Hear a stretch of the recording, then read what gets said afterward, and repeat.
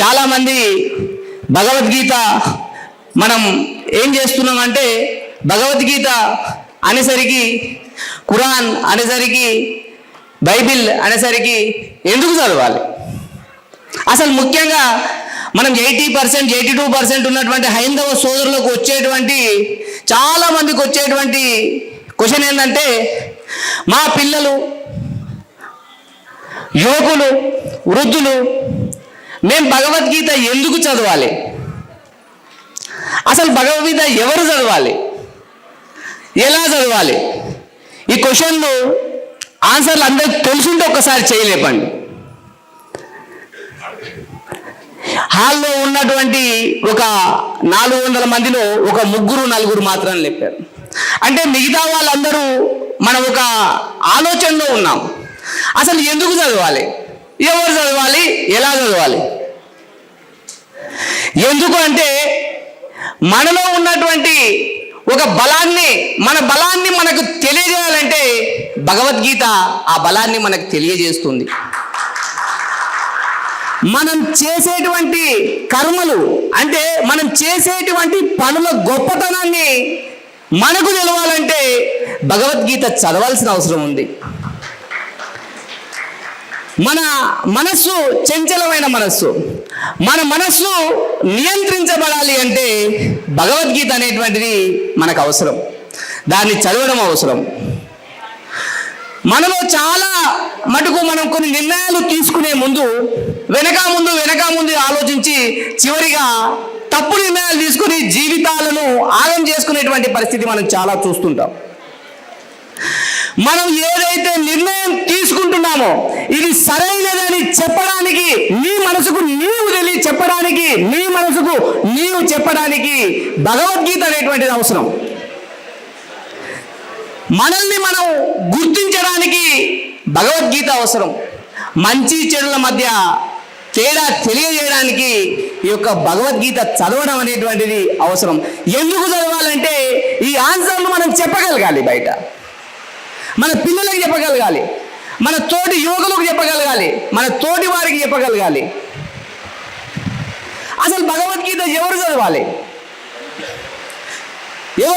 భగవద్గీత మొత్తం రిటైర్ అయిపోయిన తర్వాత 65 సంవత్సరాల తర్వాత మంచానికి పరిమితమైన తర్వాత చనిపోవడానికి దగ్గరగా ఉన్న వాళ్ళు మాత్రమే భగవద్గీత చదవాలి. ఆ భగవద్గీత చనిపోయిన తర్వాత వాళ్ళ ఇంట్లో భగవద్గీత వినబడితే వీళ్ళ ఇంట్లో ఈరోజు 7 లేసిందిరా అని జనాలందరూ అనుకోవాలి. భగవద్గీత చనిపోయిన తర్వాత చదవాల్సిందా? చనిపోకన్నా ముందు చదవాల్సిందా? వృద్ధాప్యంలో చదవాల్సిందే? కాదు, విద్యార్థులు చదవాలి. విద్యార్థులు దేనికోసం చదవాలంటే జ్ఞానం కోసం చదవాలి. విద్యార్థులు జ్ఞానం కోసం చదవాలి.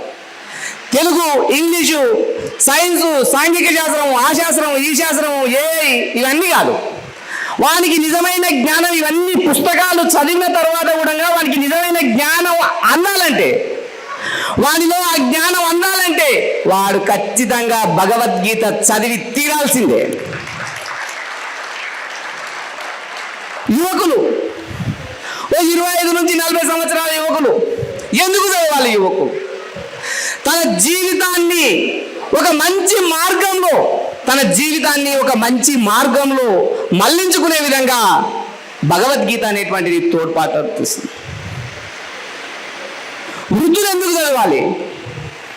వృద్ధుల్లో చాలా మంది రిటైర్ అయిన తర్వాత తమ పిల్లల కోసం తమ జీవితాన్ని త్యాగం చేసేసి పిల్లల్ని అమెరికా, లండన్, టర్కీ అక్కడ ఇక్కడ పంపించేసిన తర్వాత ఎవరు మిగులుతారా అంటే వాళ్ళిద్దరే మిగులుతారు.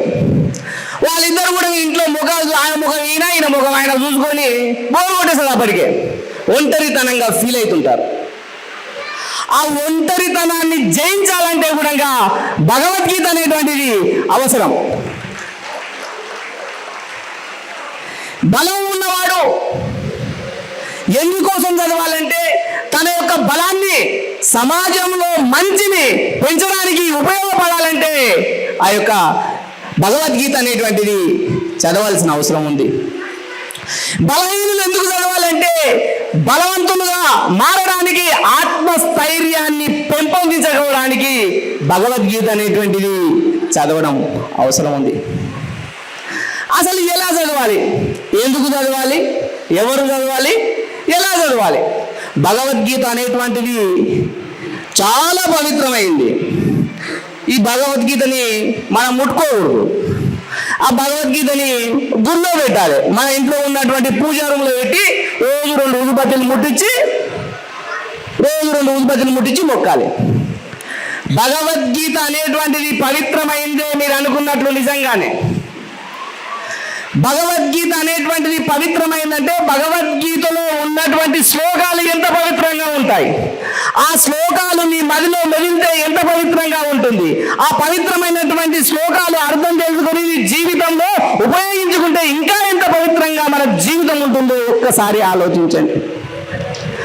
మన చేతుల్లో హైందవ సోదరుల చేతుల్లో ఈ భగవద్గీత లేకపోవడం వల్లే, ఈ భగవద్గీత అనేటువంటిది లేకపోవడం వల్లే ఎవరో ఒకరు వచ్చి వాళ్ళ పుస్తకాన్ని మీ చేతిలో పెట్టి వీరే దేవుడు అని చెప్తున్నారు.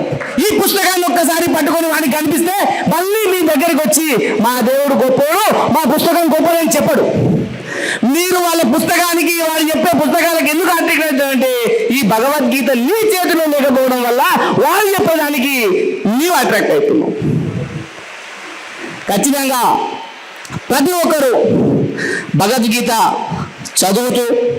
చదివిస్తూ సమాజంలో సనాతన ధర్మం యొక్క గొప్పదనాన్ని ప్రతి ఒక్కరూ తెలియజేయాలి, తెలుసుకోవాలి అనేటువంటి ఉద్దేశంతో సనాతన ధర్మ ప్రచార పరిషత్ తెలంగాణ రాష్ట్ర అధ్యక్షులుగా నేను ప్రారంభించినటువంటి ఈ దానికి దాదాపుగా ఒక 6022 మంది ఇప్పటికీ కార్యకర్తలు ఉన్నారు ఈ తెలంగాణ మొత్తంలో. ఇంకా ఆ కార్యకర్తలను పెంచుకొని ఈ యొక్క సనాతన ధర్మ ప్రచారాన్ని ముందుకి తీసుకెళ్లాలని నాకు సహకరిస్తున్నటువంటి నా మిత్రులందరికీ హృదయపూర్వక ధన్యవాదాలు తెలియజేస్తూ ముగిస్తున్నాను. Thank you.